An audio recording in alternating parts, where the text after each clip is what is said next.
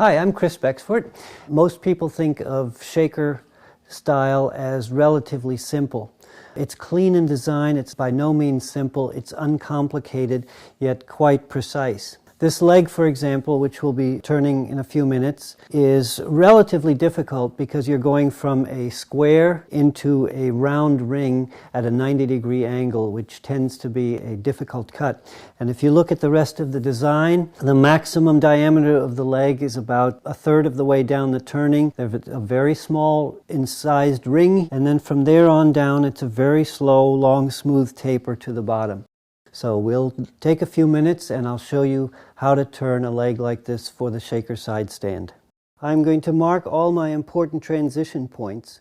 The first one is at 6 inches where the square turns into the ring, right about there. The ring itself is 1/4 of an inch, so that's 6 1/4. And then 5 inches below that, that would be at 11 inches, is my maximum diameter where I'll have my scribe mark.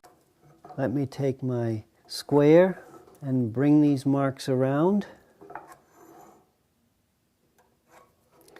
So now I have all my important markings, and what I'm going to do first is use the gouge and come in here and get as close to this corner as possible.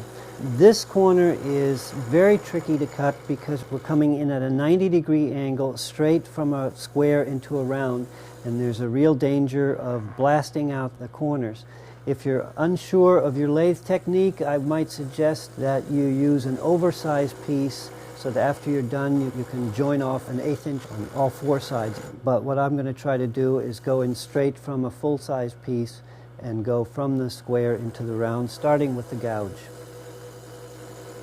Next, with a very sharp diamond point scraper held on edge, I carefully cut in at 90 degrees with the tool on edge and moved straight in to slice and clean up the shoulders, checking to see that I've cut in just deep enough to form a round. Then I clean up the round ring to about 1/4 inch wide.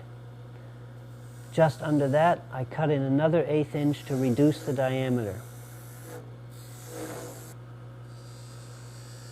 So what we have so far is a very nice clean transition from square to round and another shoulder from here.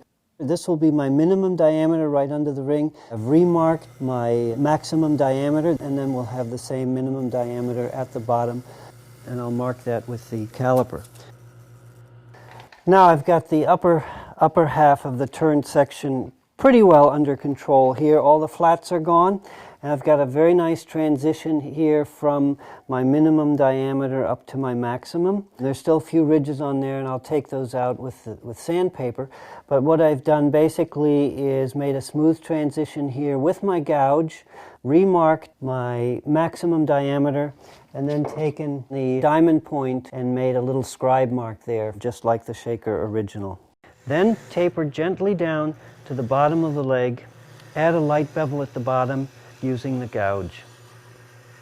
Finish with 100 grit, 150, and 220 grit sandpaper. I break the square corners with 220 grit, then polish with 4/0 steel wool. So there we have it, a finished shaker leg.